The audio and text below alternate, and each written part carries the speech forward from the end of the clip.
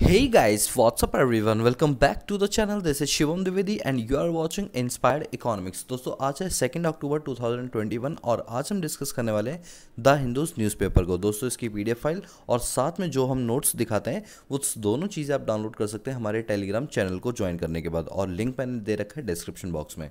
दोस्तों सबसे पहले पेज पर जो न्यूज़ दे रखी है वो है chief justice of India for forming special panel to probe atrocities by police. देखो ये कोई ज़्यादा बड़ा आर्टिकल नहीं है, बट बात यहाँ पर ये आ रही है, जैसे आप जानते हैं जब से ये एन.वी. रमना हमारे चीफ जस्टिस ऑफ इंडिया बने तब से इन्होंने बहुत सारे ड्रास्टिक चेंजेस किए हमारे जुडिशरी सिस्टम के अंदर।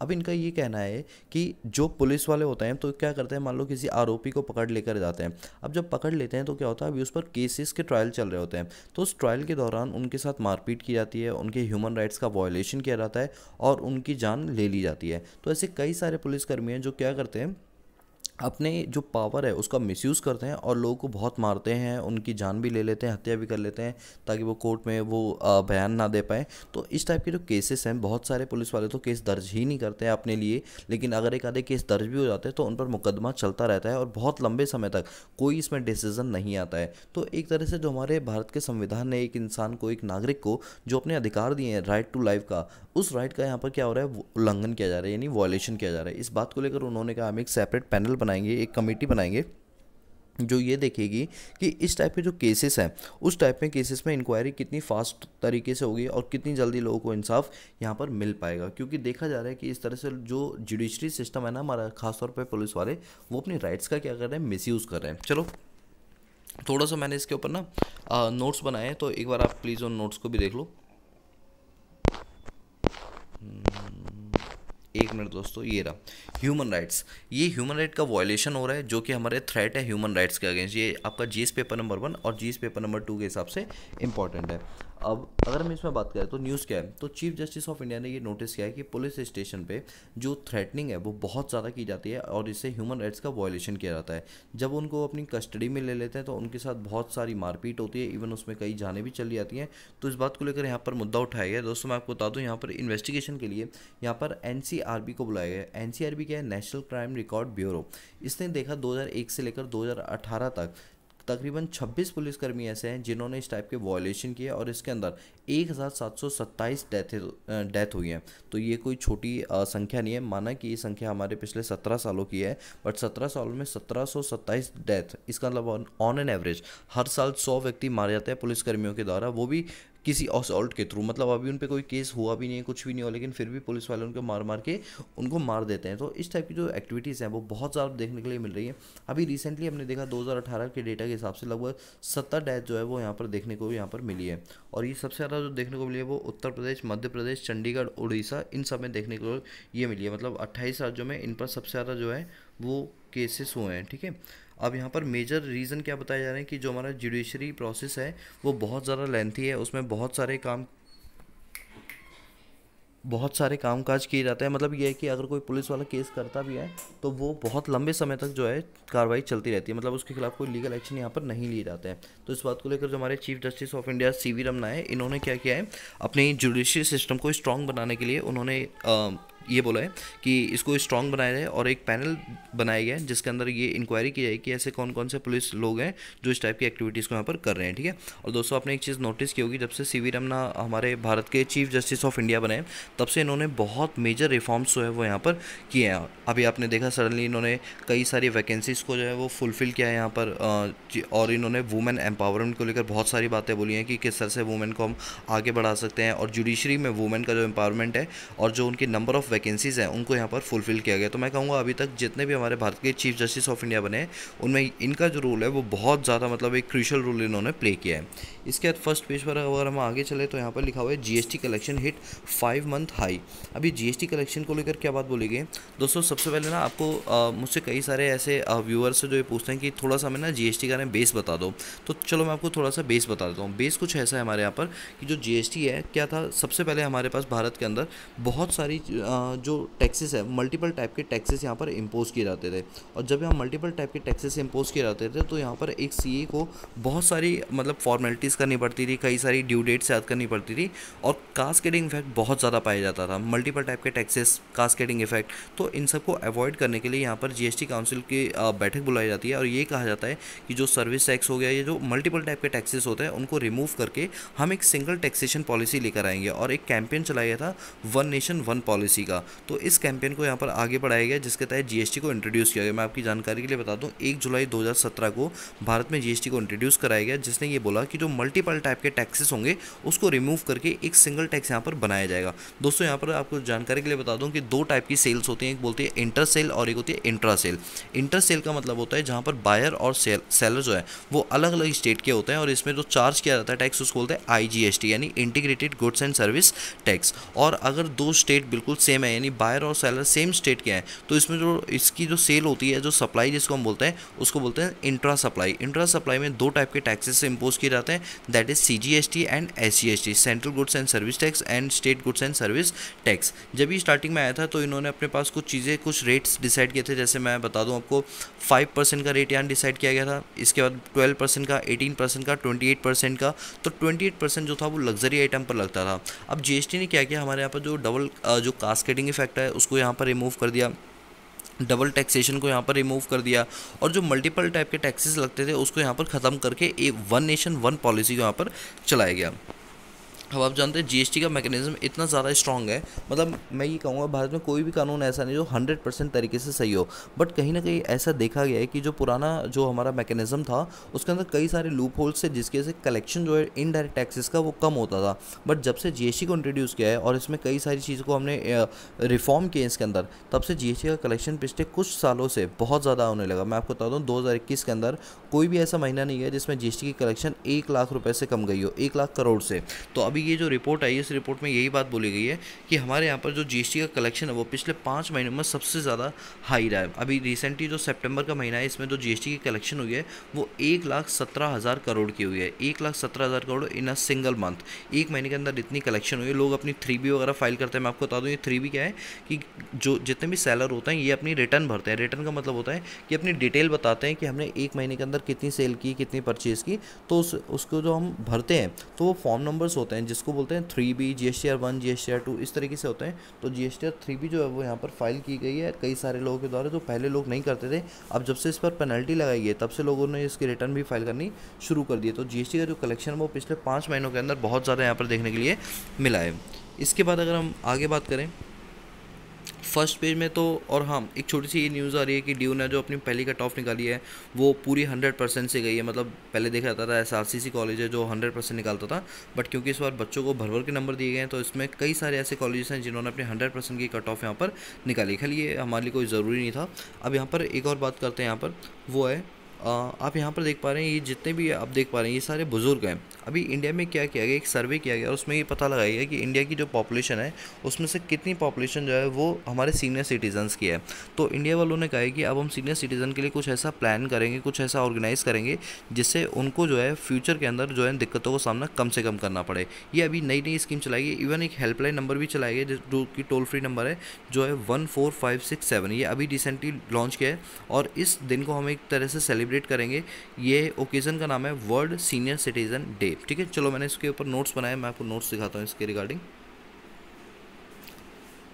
ये हमारा एल्डर लाइन, ठीक है, ये हमारे यूपीएससी के जीएस पेपर नंबर 2 के हिसाब से बहुत ज़्यादा इंपॉर्टेंट है। और इसके अंदर क्या है, गवर्नमेंट ने अभी रिसेंटली मतलब ministry of social justice and empower ने एक लॉन्च किया है एल्डर लाइन, जिसके तहत उनके लिए एक हेल्पलाइन नंबर लॉन्च किया है दैट इज़ 14567 जो कि सीनियर सिटीज़न के लिए इंटरनेशनल डे मनाया जाएगा ओल्डर पर्सन के लिए। और ये कब से स्टार्ट होगा, 1 अक्टूबर से, यानी कल के दिन को, कल फ्राइडे था ना, तो कल इसको लॉन्च किया गया था कि 1 अक्टूबर को हर साल हम क्या मनाएंगे, वर्ल्ड एल्डर डे मनाएंगे। ठीक है, अब इसके अंदर बेसिकली क्या होता है कि जैसे कई सारे जो एल्डर्स होते हैं वो क्या होता है, उनको एक प्रॉपर गाइडेंस की ज़रूरत होती है, इमोशनली सपोर्ट चाहिए होता है, पेंशन चाहिए होती है, मेडिकल फैसिलिटी चाहिए होती है, लीगल इश्यूज़ होते हैं। तो इन सब को लेकर किस तरह से उनकी प्रॉब्लम को सॉल्व किया जाएगा, तो हमारी गवर्नमेंट की संस्थाएं जो इनकी इन प्रॉब्लम्स का क्या करेंगी, निपटारा करेंगी। अगर हम देखें तो ये कंपेयर किया गया है कि इंडिया के अंदर 2050 तक लगभग 120 मिलियन जो होंगे वो बुजुर्ग यहाँ पर देखने के लिए नहीं 319 जो है वो एल्डर पीपल यहाँ पर देखने के लिए मिलेंगे। अगर हम आज की डेट की बात करें तो 120 मिलियन जो है वो आज की डेट में पाए जाते हैं। सीनियर सिटीज़न को लेकर बहुत बड़ा एक इशू हो चुका है। जब से कोविड-19 पेंडेमिक आया है तब से लोगों ने क्या किया है, एल्डर्स पर ध्यान देना कम कर दिया। तो यहाँ पर गवर्नमेंट के द्वारा ये इनिशिएटिव उठाए गए जिसके तहत वो गवर्नमेंट क्या करेगी, एल्डर्स के लिए एक मतलब प्रोग्राम ऑर्गेनाइज कराएगी और साथ में एक हेल्पलाइन नंबर दिया हुआ है कि अगर किसी को कोई ज़रूरत है तो वो उस पर फ़ोन करके प्रॉपर गवर्नमेंट से गाइडेंस यहाँ पर ले सकता है। और जो जितनी डिफरेंट गवर्नमेंट स्कीम्स निकालती है ओल्ड एज वालों के लिए, तो वो स्कीम के बारे में यहाँ पर बताएंगी जिससे उनको इस चीज़ का फ़ायदा मिल पाए। इसके बाद यहाँ पर क्या चल रहा है बस फर्स्ट पेज से इतना ही है। सेकंड पेज के अंदर कुछ खास नहीं, ये आप जानते हैं 2 अक्टूबर है इसलिए ये थोड़ा गांधी जी के बारे में ज़्यादा दे रखा है, बट हमारा ये मुद्दा नहीं है। इसके बाद थोड़ा सा और आगे चलते हैं। थर्ड पेज पर भी कुछ खास इंपॉर्टेंट नहीं है। फोर्थ पेज पूरा, फिफ्थ पेज तो पूरा जो है एडवर्टाइजमेंट से भरा हुआ है। इसके बाद चलो आगे चलता है। मुझे लगता है अब एडिटोरियल सेक्शन पे अब हमें जाना पड़ेगा। अब एडिटोरियल में आ गया, देखो यहाँ पर एक तो है reading Gandhi as on lesson of political maturity. हम इसको बिल्कुल भी डिस्कस नहीं करेंगे बिकॉज यहाँ पर गांधी जी के बारे में पूरी तरीके से बताया जो हम बचपन से सुनते आ रहे हैं, इसलिए इस पर अभी हम टाइम वेस्ट अपना नहीं करेंगे। यहाँ पर एक आ रही है नो क्लीन स्वैप।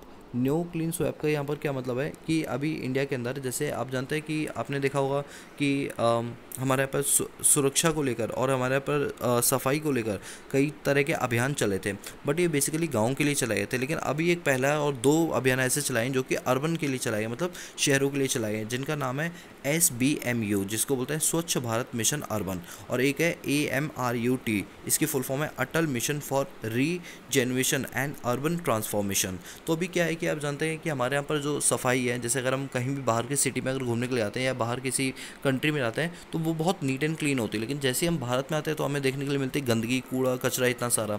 तो जो हमारा GS पेपर नंबर 2 है उसमें एक टॉपिक आता है हेल्थ को लेकर और गवर्नमेंट पॉलिसी को लेकर। तो अभी क्या है कि हमारी एक ministry housing and urban affair, उन्होंने एक लॉन्च किया इनिशिएटिव जिसके तहत उन्होंने बोला है कि हम आने वाले टाइम के अंदर कुछ ऐसे क्रिटिकल मुद्दों के बारे में बात करेंगे और किस तरह से सफाई अभियान को हम आगे बढ़ा सकते हैं।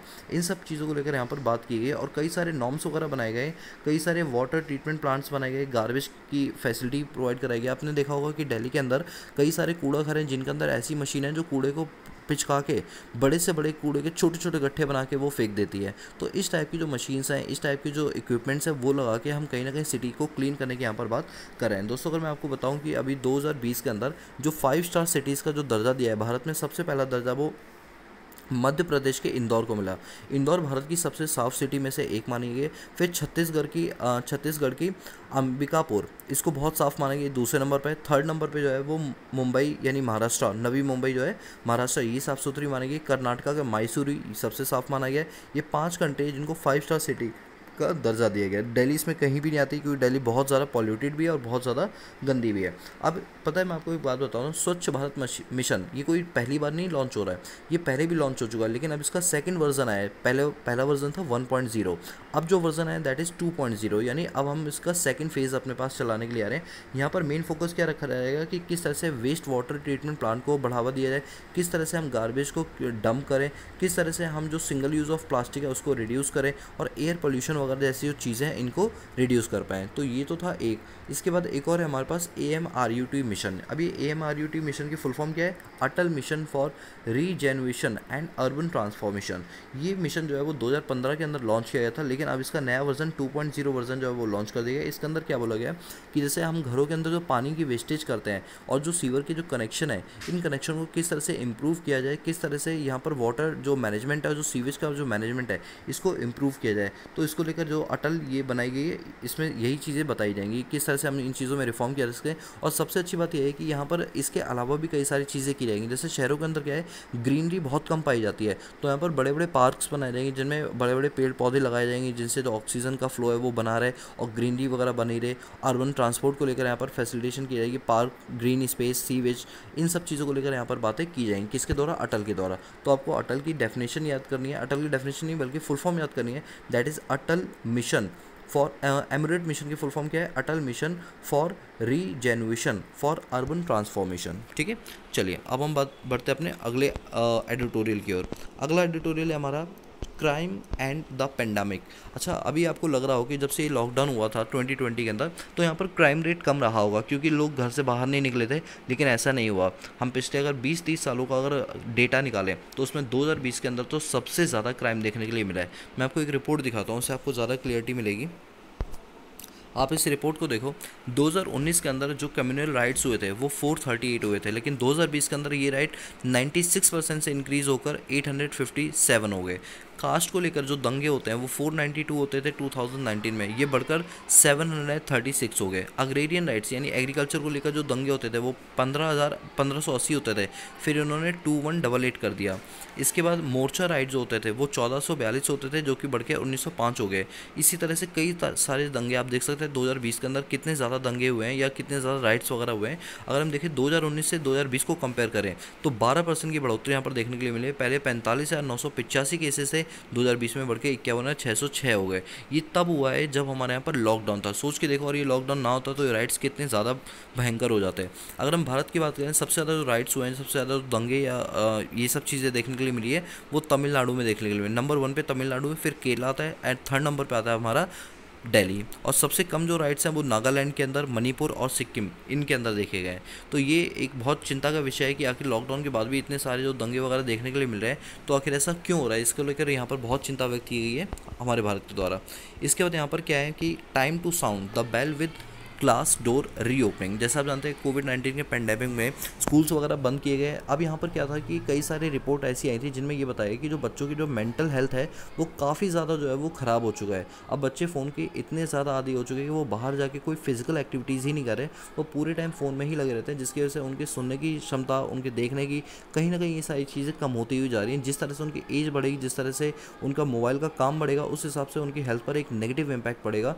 जब से 2021 के अंदर अभी जब सेकेंड वेव गई है, तब से ऐसा लगने लगा कि अब हम स्कूल को रीओपन कर सकते हैं। तो अभी बहुत से लोग इसके अगेंस्ट में कि स्कूल ओपन नहीं करने चाहिए, और बहुत से लोग ये कहते हैं कि स्कूल को इसलिए रीओपन कर दो कि कोविड से ज़्यादा खतरनाक जो मोबाइल की बीमारी है ये भी ज़्यादा खतरनाक है। कोविड का तो वैक्सीन है, लेकिन मोबाइल की कोई वैक्सीन नहीं है, और ये बात बिल्कुल सही है। तो कई सारे एक्सपर्ट्स का कहना है स्कूल को दोबारा से रीओपन कर देना चाहिए अपने फुल कैपेसिटी के ऊपर, क्योंकि बच्चों के अंदर फैलने का जो रेट है कोविड का, वो बाकियों से क्या है, कम है। और वैसे भी आपको पता होगा कि हमारे भारत ने पहली डीएनए वैक्सीन बना ली है, जो कि 12 साल से लेकर 18 साल तक के बच्चों के लिए की जाती है। अब आप लोग मुझे बताओगे कमेंट के अंदर कि वो कौन सी वैक्सीन है, उसका नाम क्या है, जो हमारे भारत ने, पूरे वर्ल्ड में भारत अकेली ऐसी कंट्री है जिसने 12 से 18 साल बच्चों के लिए क्या बनाई है, वैक्सीन बनाई, वो भी डीएनए बेस्ड है। अभी तक जितनी थी वो कोई डीएनए बेस्ड वैक्सीन नहीं थी। मैं ऑलरेडी कई बार इसका नाम बता चुका हूँ, वो आप लोग मुझे बताना, ठीक है। चलो, इसके बाद अगर हम एडिटोरियल में चलें तो आप यहाँ पर देख सकते हैं, ये जो आप वैली देख पा रहे हैं, ये पाकिस्तान और जो हमारा जो श्रीनगर वाला इलाका है यानी जम्मू एंड कश्मीर की, ये वैली वहाँ की फ़ोटो दे रखी है। और ये बताया कि किस तरह से, देखिए कितनी सुंदर घाटियाँ हैं। अगर हम पिछले 50 सालों में देखें तो वहाँ का जो एनवायरनमेंट है, जो टूरिज़्म है, वो काफ़ी बड़ा है, ठीक है। चलो, खैर हमारा मुद्दा ये नहीं था। अब हम बात करते हैं पंजाब सीएम। अब देखो, आप जानते हैं पंजाब के अंदर अभी नए चीफ मिनिस्टर अपॉइंट किए गए, पुराने वाले हट गए थे। तो इन्होंने कल जो है हमारे प्रधानमंत्री से मिलकर बैठक की है। अब इन्होंने कई सारे मुद्दों पर यहाँ पर बात की है। वो मुद्दा, सबसे पहला इनका मुद्दा ये था वो कि किसानों को किस तरह से एमएसपी के अंदर जो है सुख सुविधाएं दे पाए। अब एमएसपी को लेकर क्या इशू चल रहा है, आपने देखा होगा अभी दिल्ली के अंदर कुछ टाइम पहले यहाँ पर दंगे हुए थे एमएसपी को लेकर। कई सारे किसान जो है हरियाणा से, पंजाब से जो है वो दिल्ली आए थे अपनी मांग को रखने के लिए। तो मैं आपको बता दूँ 3 बिल थे। पहले बिल का नाम है the farmer produce trade and commerce. ये जो बिल है ये बेसिकली, मैं आपको पहले तीनों के नाम बताता हूँ। पहला नाम है the farmer produce trade and commerce, दूसरे बिल का नाम है the farmer agreement of price assurance and farm service bill, और तीसरे बिल का नाम है द एसेंशियल कमोडिटीज़ बिल। दोस्तों, ये 3 बिल को लेकर किसान भाई बहुत ज़्यादा परेशान है। देखो, तीनों बिल के कुछ पॉजिटिव पॉइंट भी है, कुछ नेगेटिव पॉइंट भी है। अब आप समझ गए होंगे कि जो नेगेटिव पॉइंट है उनको लेकर किसानों का जो मुद्दा है वो बहुत क्रूशियल है कि वो यहाँ पर क्या करें, दंगे वगैरह करें। देखो, the farm producer produce trade and commerce bill, इसके अंदर पॉजिटिव पॉइंट क्या है कि फार्मर को ये बोला गया कि आपको हम एक बेहतर प्राइस प्रोवाइड करवाएंगे और एक बेहतर मार्केट प्रोवाइड कराएंगे जहाँ पर आप अपने प्रोड्यूस को बेच सकते हो। बट इसका नेगेटिव पॉइंट क्या है कि इससे स्टेट का रेवेन्यू लॉस होगा, और जब स्टेट को रेवेन्यू लॉस होगा तो स्टेट इस टाइप के बिल इंट्रोड्यूस करने ही नहीं देगी।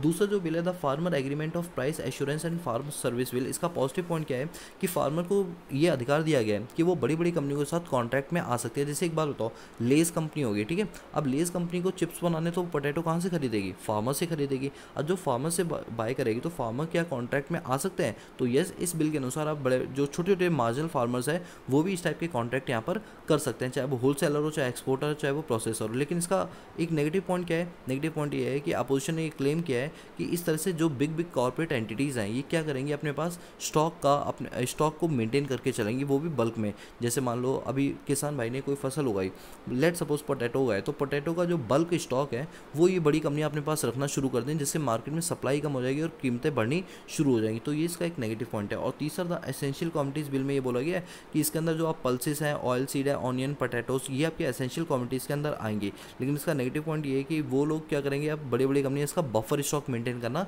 शुरू कर देंगे। तो ये सारे कुछ बिल हैं जिनको लेकर यहाँ जो पंजाब के सीएम है, इन्होंने प्रधानमंत्री से बात करते टाइम ये बोले कि इन फार्म बिल को या तो विड्रॉ कर लो, यानी वापस ले लो, या फिर इसके अंदर कुछ ऐसे चेंजेस करो जो एमएसपी, जो किसान भाई लोग कह रहे हैं कि हमारी एमएसपी बनाए रखो, इसको ख़त्म मत करो, तो ऐसा कुछ भी मत करो कि किसान भाई को उससे कोई दिक्कत होनी शुरू हो जाए।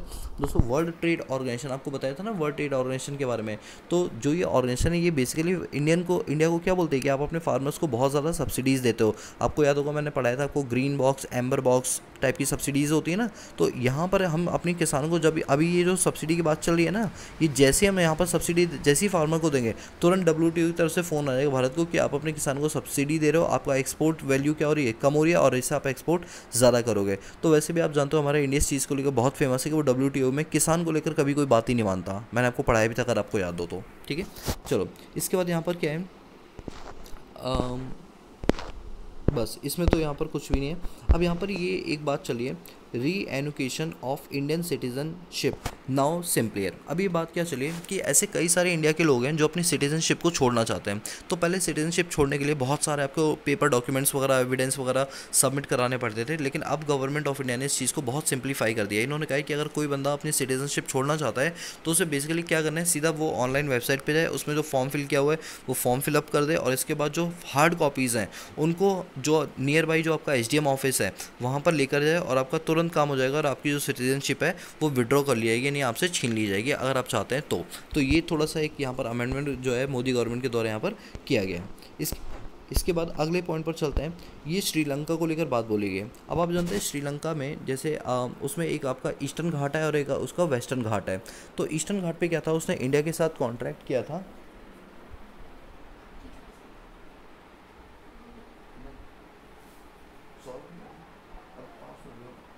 तो यहाँ पर श्रीलंका जो है उसने क्या बोला था कि उसने इंडिया के साथ एग्रीमेंट किया था कि इंडिया क्या करेगी, श्रीलंका का जो ईस्टर्न पोर्ट है उस पर कुछ कंस्ट्रक्शन एक्टिविटी कराएगी। लेकिन जैसे ही वो कंस्ट्रक्शन एक्टिविटी इंडिया वाले करना परफॉर्म करते हैं, चाइना वाले जो है उनको बड़ा सा लोन दे देते हैं, यानी चाइना की एक्टिविटी जो है वो श्रीलंका पर बढ़नी शुरू हो गई, जिसके चलते श्रीलंका ने इंडिया के साथ जो पोर्ट की कंस्ट्रक्शन का कॉन्ट्रैक्ट था वो तोड़ दिया। यानी उन्होंने कहा कि हम अब इंडिया के साथ ये कॉन्ट्रैक्ट नहीं करेंगे, क्योंकि वो चाइना के साथ इस टाइप की कॉन्ट्रैक्ट करना चाहते हैं। अब मैं आपको बताता हूँ, चाइना ने श्रीलंका को जो है वो पूरी तरह से डेब्ट ट्रैप में फंसा लिया है। डेब्ट ट्रैप का मतलब होता है चाइना ने क्या किया, पहले तो खूब सारी इन्वेस्टमेंट की, और फिर जब श्रीलंका से पैसे मांगे तो श्रीलंका ने कहा पैसे तो हमारे पास है ही नहीं, तो चाइना ने कहा कि फिर आपका जो पोर्ट जहाँ हमने कंस्ट्रक्शन किया वो पोर्ट फिर हमारा हो गया। ऐसा काम श्रीलंका जो चाइना है वो हर कंट्री के साथ लगभग करती ही रहती है, और श्रीलंका बहुत बड़े डेब्ट ट्रैप में यहाँ पर फंस चुका है। ये बात यहाँ पर ये बोली जा रही है, ठीक है। ये एक छोटा सा आर्टिकल था। तो यहाँ पे क्या है ना कि जो हमारे राजनाथ सिंह है उन्होंने कहा है कि हमें श्रीलंका से बहुत सारी चीज़ सीखनी चाहिए, कि जिस तरह से श्रीलंका जो है डेट ट्रैप में फंस गए, कभी भी किसी कंट्री को पूरी तरह से डिपेंडेंस नहीं होना चाहिए किसी दूसरी कंट्री के ऊपर। तो ये बहुत बड़ी सीख हमने भी सीखी इस चीज़ से। चलिए, इसके बाद यहाँ पर बात चलिए। अच्छा, आपको पता होगा, अभी मैंने कुछ टाइम पहले आपको बताया था कि यूके में यानी यूनाइटेड किंगडम में जो हमारे इंडियंस जाते हैं तो उनको 10 दिन के लिए डिटेंशन सेंटर भेज दिया जाता है। यानी अगर आपकी दोनों वैक्सीन लग भी गई हैं, इवन आपके पास सर्टिफिकेट भी है, बावजूद इसके आपको क्या करते थे यूके के लोग, यूके की जो एयरपोर्ट अथॉरिटी है कि आपको 10 दिन के लिए अपने डिटेंशन सेंटर में रखती थी। इसके बाद वो आपको मतलब यूके में विजिट करने का चांस देती थी। इस बात को लेकर इंडिया ने WTO में भी और बाकी जो ऑर्गेनाइजेशन, यूनाइटेड नेशन ऑर्गेनाइजेशन है, वहाँ पर भी ये बात बोली, लेकिन कहीं कोई सुनवाई नहीं हुई। काउंटर करते हुए इंडिया ने भी अब एक नया कल से नई स्कीम लॉन्च कर दी है कि अगर यूके से कोई इंडिया में आएगा, भले ही दोनों वैक्सीन क्यों ना उसकी लग गई हो, उसका सबसे पहले आरटीपीसी रिपोर्ट देखी जाएगी और इसके बाद उसे 10 दिन के क्वारंटाइन में भेजा जाएगा। इसके बाद वो इंडिया में विजिट कर सकता है। यानी आप पिछले 1 महीने बाद इंडिया ने काउंटर पार्ट करते हुए टिट फॉर टैट की पॉलिसी चलाई, जैसा यूके वालों ने हमारे इंडियंस के साथ किया, सेम अब हम यूके वालों के साथ भी सेम बर्ताव अपने यहाँ पर करने वाले हैं। ये काम तो बहुत पहले कर देना चाहिए था, लेकिन अभी ये इसमें थोड़ा डिले हो गया। इंडिया वाले सोच रहे थे शायद हो सकता है कि यूके की तरफ से ये चीज़ें विड्रॉ कर लिया, लेकिन यूके ने जब विड्रॉ नहीं की तो मजबूरन हमने भी यही करना पड़ा। और ये जो प्रोग्राम है ये 4 तारीख से स्टार्ट हो, यानी 4 अक्टूबर से। अब यूके से कोई बंदा आएगा तो हम पहले उससे आरटीपीसी रिपोर्ट मांगेंगे, वैक्सीनेशन की दोनों डोज के सर्टिफिकेट मांगेंगे, और दोनों हो जाने के बावजूद भी हम 10 दिन तक उन्हें क्वारंटाइन में डालें, जैसे हमारे इंडियंस के साथ वहाँ पर किया जा रहा है। तो ये बहुत ही बढ़िया बात है टिट फॉर टैट की। इसके बाद अगर हम आगे यहाँ पर चले तो ड्रोन को लेकर यहाँ पर बात बोली गई है। अब देखो, जब से ये ड्रोन की जो टेक्नोलॉजी हमारे भारत में आई है ना, तब से ड्रोन का यूज़ हम आर्मी में ही नहीं बल्कि अब हमने एग्रीकल्चर में भी ड्रोन का यूज़ करना शुरू कर दिया। आप जानते हैं जैसे एग्रीकल्चर फार्मिंग होती है तो उसके अंदर क्या होता है कि हम सीड्स वगैरह डालते हैं। जब हम सीड्स वगैरह डालते हैं तो किसान भाई लोग अपने हाथ से सीड डालते हैं तो उतनी प्रोडक्टिव नहीं होती है। और अब क्या है कि जो बड़े बड़े ड्रोन्स हैं उसमें जो सीड्स हैं उससे जो है खेती की जाएगी, यानी अब हम ड्रोन का यूज़ खेती के अंदर भी करने वाले हैं। तो ये एक बहुत ही अच्छा, मतलब कह सकते हो आप, ये फर्स्ट सीड हेलीकॉप्टर है। मतलब इसको जो नाम दिया गया वो सीड हेलीकॉप्टर का नाम दिया गया कि किस तरह से बीज को बोने में जो है हमारी मदद करेगी। तो अब धीरे धीरे हम जो ड्रोन का यूज़ है वो इसको बढ़ाने वाले हैं। तो ड्रोन को लेकर मैंने कुछ नोट्स बनाए, आप यहाँ पर नोट्स देखना। नोट्स आपके 1 मिनट, ये रहा। ड्रोन को लेकर यहाँ पर बात की गई। ड्रोन एक ऐसी टेक्नोलॉजी है जो कि बहुत ज़्यादा फेमस हो चुकी है हर कंट्री के अंदर। इवन सबसे ज़्यादा ड्रोन का यूज़ है वो मिलिट्री करती है, ताकि एक दूसरी टेरिटरी में वो ताक झाँक कर पाए। अब यहाँ पर ड्रोन का क्या है कि ड्रोन को हमने 5 पार्ट में डिवाइड किया है: nano drone, micro drone, small drone, medium drone और लार्ज ड्रोन। नैनो ड्रोन का बोला गया जिसका वेट 250 ग्राम से कम है उसको नैनो ड्रोन बोलेंगे। माइक्रो ड्रोन बोलेंगे अगर उसका वेट 2 किलो से कम है, और अगर 25 किलो से कम है तो स्मॉल ड्रोन बोलेंगे, और 150 किलो से कम है तो मीडियम ड्रोन बोलेंगे, और अगर 150 किलो से ज़्यादा है तो उसे लार्ज ड्रोन बोलेंगे। एक तरह से ड्रोन क्या है, ये तो पूरे बड़े बड़े हेलीकॉप्टर टाइप के ही हैं, ठीक है, बट साइज़ इनका हेलीकॉप्टर से काफ़ी छोटा है, ठीक है। चलिए, इसके बाद यहाँ पर क्या बोला गया है कि यहाँ पर सुप्रीम कोर्ट ने गवर्नमेंट ऑफ इंडिया से पूछा है कि आपने एसएससी में से जो 72 वुमेन्स निकाली है, वुमेन आर्मी को निकाला है, वो क्यों निकाला है, क्यों उनको डिस्क्वालीफाई किया, उसके लिए रिपोर्ट सबमिट कराओ। तो ये बहुत शर्म की बात है, जिस तरह जहाँ पर हमारे जो चीफ जस्टिस ऑफ इंडिया है वो वुमेन एम्पावरमेंट को बढ़ा रहे हैं। इवन उनका सपना है कि next chief justice of India जो है वो भारत में पहली वुमेन बने, मतलब वो वुमेन को लेकर इतना कुछ काम कर रहे हैं। और दूसरी तरफ यहाँ पर देखने के लिए मिला है कि जो गवर्नमेंट ऑफ इंडिया है वो 72 आर्मी वुमेन्स को उन्होंने डिस्क्वालीफाई कर दिया है। तो यहाँ पर सुप्रीम कोर्ट के द्वारा गवर्नमेंट ऑफ इंडिया से यही पूछा जा रहा है कि आखिर आपने ऐसा क्यों किया, उसके पीछे रीज़न दो। दोस्तों, मैं चाहता हूँ कमेंट में मुझे ये बताओ कि वुमेन एम्पावरमेंट हमारे लिए क्यों ज़रूरी है। ऐसे आप मुझे 5 पॉइंट बताओ कि वुमेन एम्पावरमेंट के लिए इंडिया ने क्या किया और ये हमारे लिए क्यों ज़रूरी है, आखिर हम वुमेन एम्पावरमेंट को इतना बढ़ावा क्यों दे रहे हैं, ठीक है। चलिए, इसके बाद हम और आगे चलते हैं यहाँ पर। तो अभी चाइना ने क्या किया, आप जानते हो ताइवान है, ताइवान एक अलग कंट्री है, बट चाइना ने उस पर पूरी तरह से कब्जा कर रखा है। और जब भी कोई कंट्री ये बोलती है कि ताइवान अलग से कंट्री है, तो चाइना हमेशा काउंटर करते हुए बोलती है ताइवान मत बोलो, चाइना बोलो। वो चाइना जो है वो ताइवान एक आइलैंड है जिसको चाइना पूरी तरह से कैप्चर कर रहा है। ताइवान ने खुद ने ये बात बोली है कि पिछले 1 साल के अंदर कम से कम 380 बार इनके जो हेलीकॉप्टर जो इनके आर्मी है वो हमारे यहाँ पर हमारी टेरिटरी के अंदर एंट्री ले लेते हैं। मतलब इस तरह से ये आते हैं जैसे कि इनकी खुद की कंट्री हो। तो कहीं ना कहीं चाइना का जो पॉलिसी ही रही है कि वो दूसरी कंट्री को कब्जा करने की बात करती है। अगर हम इंडिया की भी बात करें तो इंडिया में जो गलवान वैली है हमारी, उस पर भी अभी कब्जा करने की कोशिश की थी इन्होंने 2020 के अंदर, जिसमें कई सारे जवान हमारे शहीद भी हो गए थे, ठीक है। चलिए, इसके बाद अगर हम आगे यहाँ पर चले तो अब हमारा आगे बिजनेस न्यूज़। बिजनेस न्यूज़ में ये बोला है कि एक्सपोर्ट जो है वो हमारा 21% से इंक्रीज़ होने के चांस है, क्योंकि हमने क्या देखा है कि अभी जो ट्रेड डेफिसिट है हमारा, फिस्कल डेफिसिट, आपने गवर्नमेंट बजट में पढ़ा होगा फिस्कल डेफिसिट। दोस्तों बता दो, फिस्कल डेफिसिट का मतलब होता है गवर्नमेंट के खर्चे ज़्यादा होते हैं, गवर्नमेंट की इनकम यानी रेवेन्यू क्या होती है, कम होती है, उसको बोलते हैं फिस्कल डेफिसिट। कहा जाता है जितने ज़्यादा फिस्कल डेफिसिट होते हैं, एक लेवल तक तो फिस्कल डेफिसिट ठीक होते हैं, बट उसके बियॉन्ड अगर फिस्कल डेफिसिट होता है तो वो चीज़ क्या हो जाती है, हमारी ख़राब हो जाती है। तो फिस्कल डेफिसिट का मतलब है खर्चे ज़्यादा हो रहे हैं, यानी इंफ्रास्ट्रक्चर पे पैसा खूब खर्च किया जा रहा है, जिसकी वजह से हमारा एक्सपोर्ट जो है वो बढ़ता हुआ नज़र यहाँ पर आ रहा है। अच्छा, आपको मैंने PMI के बारे में इकोनॉमिक्स में पढ़ाया था, परचेजिंग मैनेजर इंडेक्स बोलते हैं इसको। इसमें क्या होता है, जो बड़ी बड़ी कंपनीज होती हैं उनके मैनेजर से एक फॉर्म फिलअप कराया जाता है, उनसे पूछा जाता है कि पिछले 1 साल के अंदर उनके बिजनेस में क्या क्या चेंजेस, पॉजिटिव चीज़ें आई हैं। तो यहाँ पर देखिए सितंबर में जो PMI है वो सडनली एक्सपेंड हो गया, यानी अब हमारे यहाँ पर जो बिज़नेस करना है वो काफ़ी आसान हो गया। तो ये हमारे लिए एक पॉजिटिव और एक अच्छी न्यूज़ है, ठीक है। इसके बाद अगर हम यहाँ पर चलें तो बस ये तो यहाँ से इतना ही है। तो चलो अब मैं आज स्टार्ट करता हूँ कि निफ्टी के अंदर कौन कौन सी 50 कंपनी आती है। दोस्तों मैं आपको पहले बता दूँ, स्टॉक मार्केट के अंदर दो टाइप की चीज़ें होती हैं, एक होता है आपका बॉम्बे स्टॉक एक्सचेंज और एक आपका होता है national stock exchange. Bombay stock exchange में टॉप 30 कंपनीज आती हैं और नेशनल स्टॉक एक्सचेंज में टॉप 50 कंपनी आती हैं। और जो टॉप 50 कंपनी आती है उनका जो इंडेक्स होता है उसको हम बोलते हैं नेशनल स्टॉक एक्सचेंज, ठीक है। और बॉम्बे स्टॉक के इंडेक्स को बोलते हैं सेंसेक्स। सेंसेक्स के अंदर टॉप 30 कंपनीज आती हैं और बॉम्बे स्टॉक एक्सचेंज के अंदर टॉप 50 कंपनी आती हैं, जिसको हम निफ्टी बोलते हैं। तो चलिए निफ्टी के बारे में हम बात करते हैं। निफ्टी में कौन कौन सी आज की डेट में 50 कंपनियां हैं। Adani port, Asian paint, Axis bank, Bajaj auto, Bajaj finance services, Bajaj finance, Bharatiya Airtel, BPCL, Britannia India, Cipla, coal India, Davis lab, doctor Reddy lab, anchor motor, Grasim India, HCL tech, HDFC bank, HDFC life, hero MotoCorp corporation, हिंडल company, Hindustan Unilever, ICICI bank, IndusInd bank, Infosys, Indian oil corporation, ITC, JSW cement, Kotak bank, L and T, एम&एम, Maruti Suzuki, Nestle India, NTPC, ONGC, power grid corporation, Reliance industries, SBI, state bank, Shree cement, sun pharma, Tata consumer product, Tata motor, Tata steel, Tata consultancy service, tech Mahindra, Titan, UltraTech cement, UPL और विप्रो। अब हम बात करते हैं हमारे exchange rate में वो कौन कौन सी टॉप 5 करेंसीज हैं। दोस्तों पहले मैं यहाँ पर बता दूँ कि जो हमारा आईएमएफ है, इंटरनेशनल मॉनेटरी फंड, ये जब भी किसी कंट्री को लोन देती है तो उसको हम बोलते हैं स्पेशल ड्राइंग राइट, एसडीआर, ठीक है। उस एसडीआर में आपकी 5 करेंसीज होती हैं जो कि होती है US dollar, euro, British pound, Japanese yen और चाइनीज युआन। ये 5 करेंसीज जो होती हैं वो इसके अंदर क्या होती है, शामिल होती है। दोस्तों मेरा एक क्वेश्चन आप लोगों से, जो चाइनीज़ युआन है, ठीक है, जिसको चाइनीज़ रेमबनी बोलते हैं, ये एचडीआर में कौन से साल में शामिल की गई थी, ठीक है। तो ये आप मुझे कमेंट करके बताओगे।